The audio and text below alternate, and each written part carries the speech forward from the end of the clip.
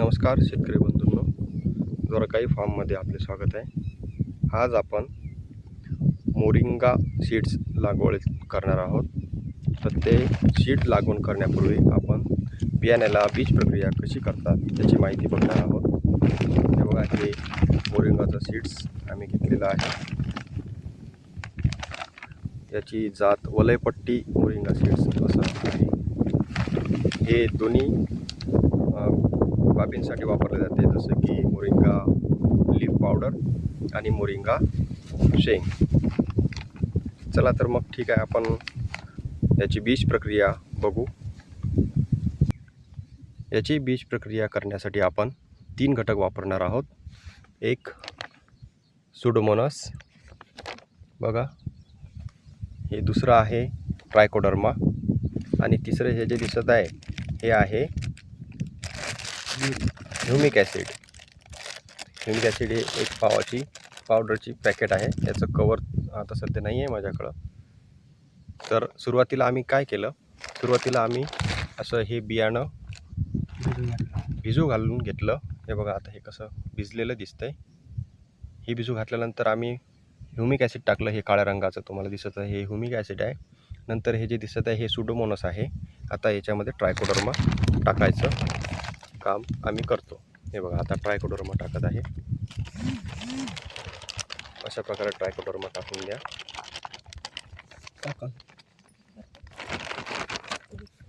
आता हे चांगलं कालवा,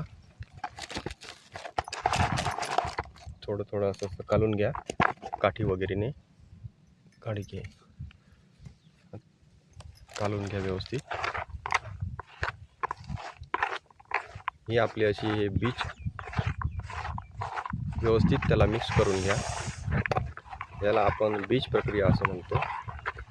शेतात कोणतेही लागवड करण्यापूर्वी आपण प्रत्येक बियाण्याला अशा प्रकारे बीज प्रक्रिया केली पाहिजे। हे बीज प्रक्रिया केल्यामुळं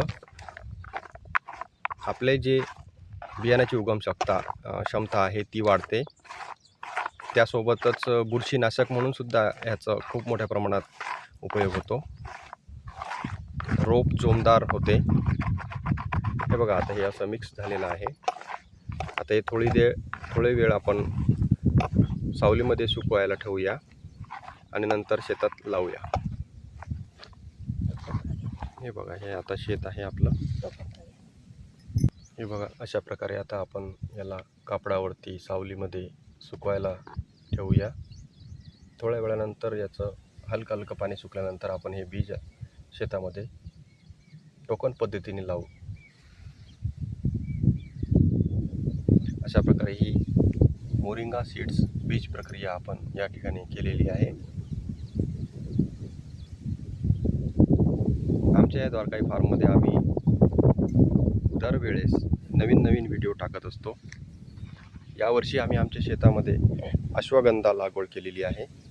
हे बघा, हे तुम्हाला अश्वगंधा दिसत आहे। ही बघा, ही अश्वगंधाची झाडं आहेत। याची सुद्धा बीज प्रक्रिया आम्ही अशीच केली होती। हे बघा, आमचा छोटा शेतकरी। हे बघा, आम्ही या शेतात सुद्धा मोरिंगा लावला होता। हे मोरिंगाचं झाड आमचं आता 15 दिवसाचं झालेलं आहे। हे बघा, अशा प्रकारे आम्ही आंतरपीक म्हणून तूर, सोयाबीन, त्यानंतर मोरिंगा, परत सोयाबीन, तूर, त्यानंतर परत मोरिंगा, तूर, सोयाबीन, मोरिंगा, अशा प्रकारे आम्ही सरीवरती गादी वाफे तयार करून हे बघा आम्ही शेतात यावर्षी नवीन लागवड केलेली आहे।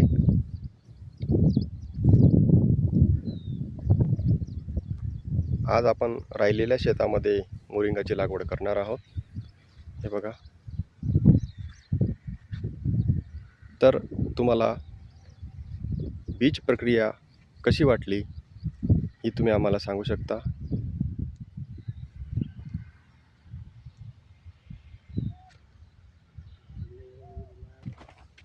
आमच्या शेतातील ही जी मोरिंगा आहे ही आता अशा प्रकारे झालेलं आहे। 15 दिवसाची झाडं आहेत ही। ही बघा, ह्याचं अंतर बघा, 2 झाडामधलं अंतर किती आहे. 2 झाडामधलं अंतर साधारणतः 1.25 ते 1.5 फूट आहे. हे बघा,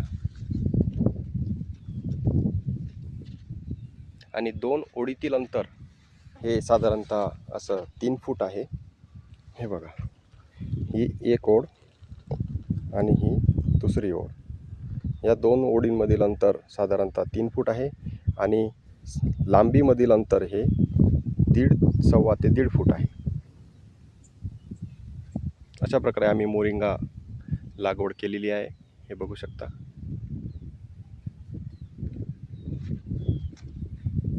बेडवर आम्ही याची लागवड केलेली आहे. हे बघा मोरिंगा. आजूबाजूला तुम्हाला सोयाबीनची झाड दिसत आहेत.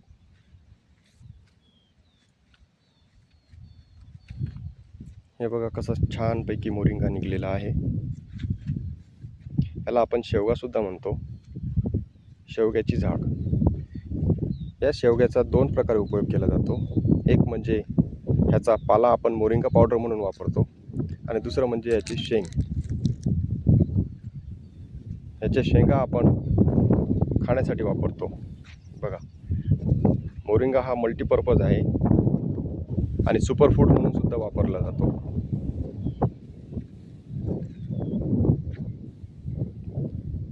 आमच्या चॅनलवर तुम्हाला मोरिंगाविषयी आम्ही दर आठवड्याला अपडेट देऊ. हे बघा आमची रोप कशी आहेत.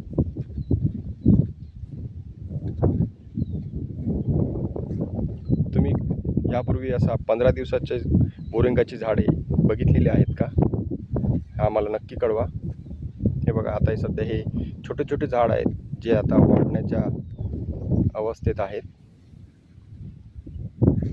हे बघा, सोयाबीन सुद्धा बघा आमचे कसे टवटवीत आणि चांगले आहे. हे बघा, तुम्हाला पातळ दिसत आहे कारण हे आम्ही टोकन यंत्राने लावलेली आहे. सिंगल बी आहे, सिंगल झाड लावलेलं आहे आम्ही टोकन यंत्राने. आंतरपीक म्हणून आम्ही यावेळेस याचा वापर केलेला आहे. हे बघा,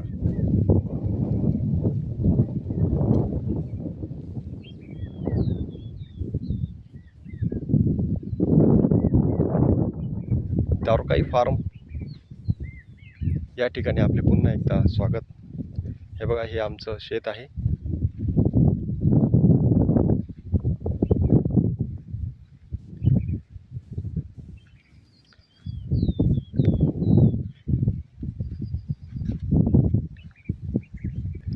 तुम्हाला आमचं आजचा मोरिंगा सीड्स बीज प्रक्रिया हा व्हिडिओ कसा वाटला हे आम्हाला नक्की कळवा. धन्यवाद शेतकरी मित्रांनो.